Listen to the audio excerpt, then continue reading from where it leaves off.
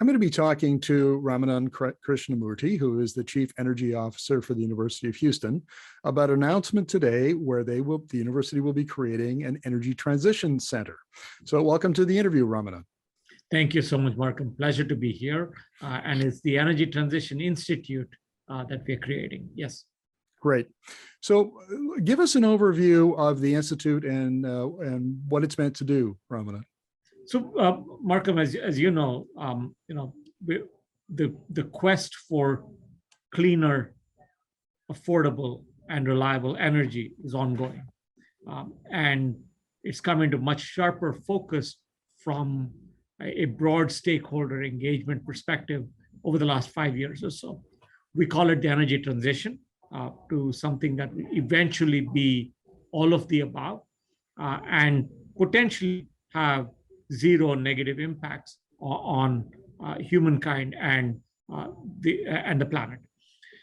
We aren't there as yet. I think part of it is how do we come up with appropriate solutions that can progressively get us to that goal of having zero impact on our environment and on humankind, and yet be affordable and be reliable.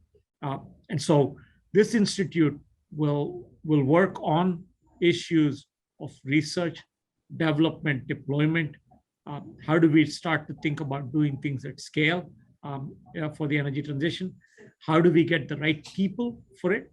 Because I think we don't have the right talent.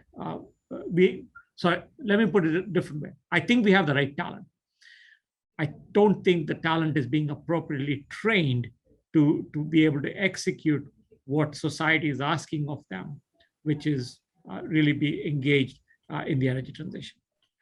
Now, the Energy Transition Institute will be looking at 3 areas, and one of them, hydrogen, carbon management, and plastics. What kind of research does the Institute intend to do on hydrogen? So hydrogen is seen as a transformational fuel as we go forward. Many of us have thought about hydrogen as a potential transportation fuel. We think that it is probably appropriate for heavy duty and for hard to decarbonize sectors such as marine shipping. But I think the bigger option and the bigger opportunity that we have today is in the use of hydrogen as an industrial fuel.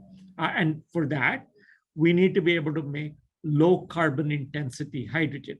How do we make sure that we are emitting much less in terms of greenhouse gases as we go forward in the production, transportation, and use of hydrogen? If I can just add one more thing to this, hydrogen is extremely common, but it's also extremely dangerous. So how do you do this safely and reliably?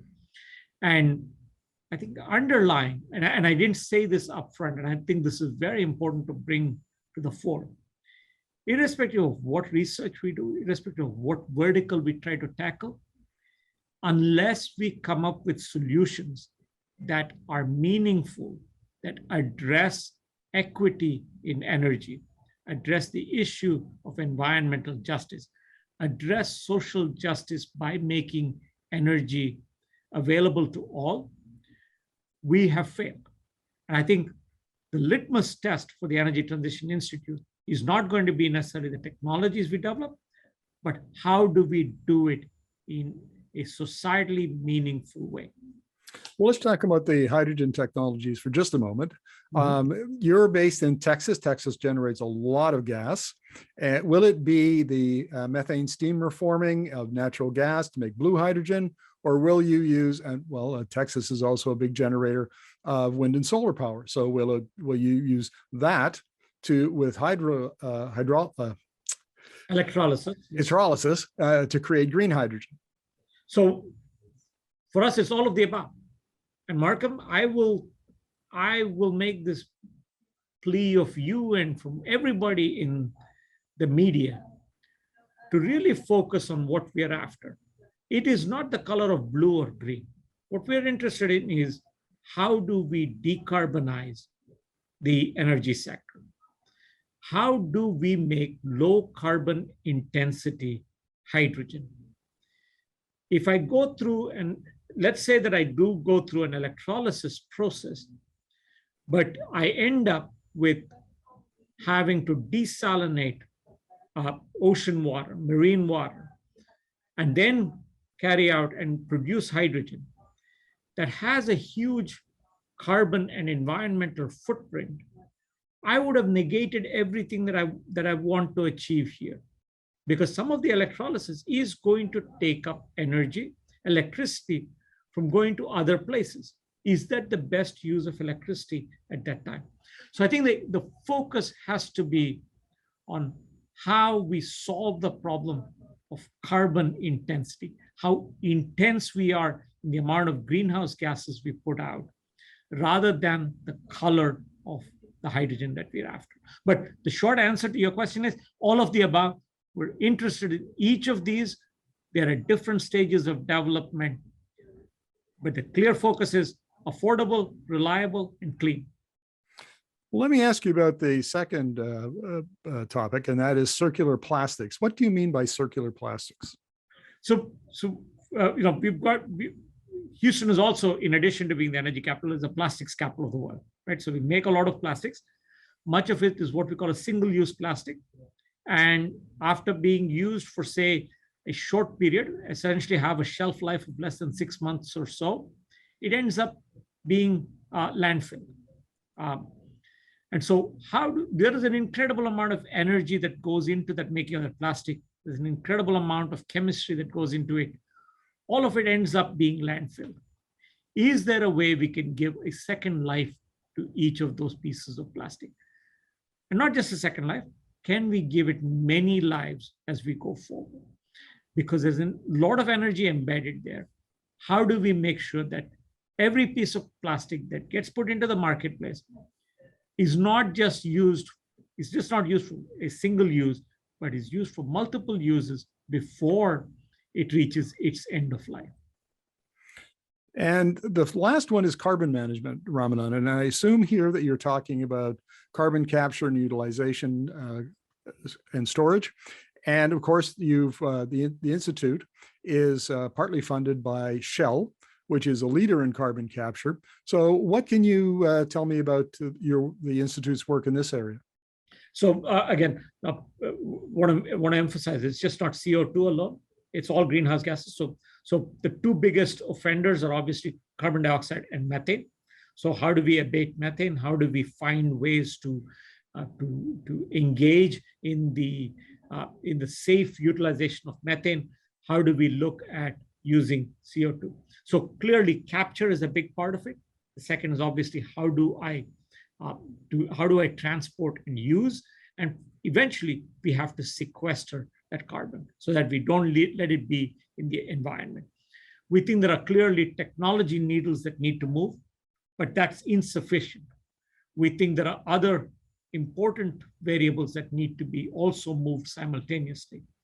And some of these are policy, these are regulatory policy, public policy, business policy. We think that this has to be done with an ESG lens firmly embedded. And the third one is really people. How do we make sure that the talent is there? But the technology side is really exciting because it is not about lab scale or my favorite thing that I want to do in my hood that's going to probably be seen in the world 30 years down the road. That's not what we're talking about. The problem is now, today, how do I really start to look at commercialization of many of these technologies? That's where we really want to participate, is the rapid acceleration of carbon management.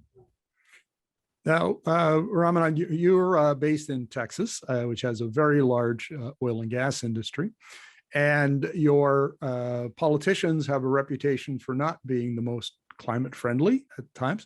So my question to you is, do you have the buy-in from the Texas-based industry and from the Texas government and politicians?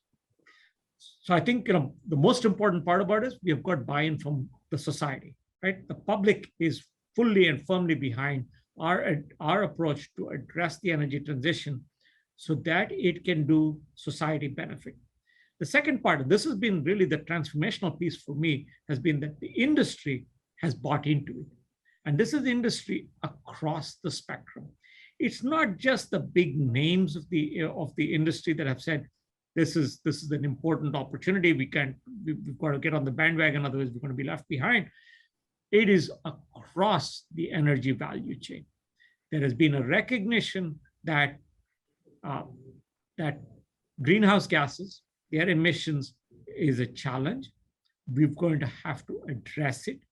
We're going to have to address it while making sure that people can keep their jobs, that we keep the economy humming. Any disruption in that is going to cause problems.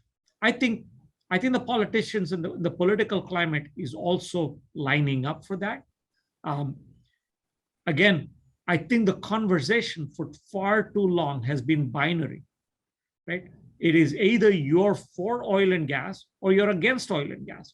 The reality is we're all in favor of oil and gas as long as it is clean, it is reliable, and it's affordable. And I think this is where, and the solutions that we want, the kinds of green solutions that we are all seeking that will eventually have zero to negative footprint on the environment, are currently unaffordable. So we've got to continue to work on those. We're going to have to work on those to be at scale and get there sooner rather than later, because we've demonstrated over and over again that the problem is huge. The solutions need to come now and need to be deployed at scale now. Ramanan, thank you very much for this, and good luck with the Energy Transition Institute. It sounds like a very interesting project. Thank you so much, Markham. Appreciate it. And thanks for the tough questions.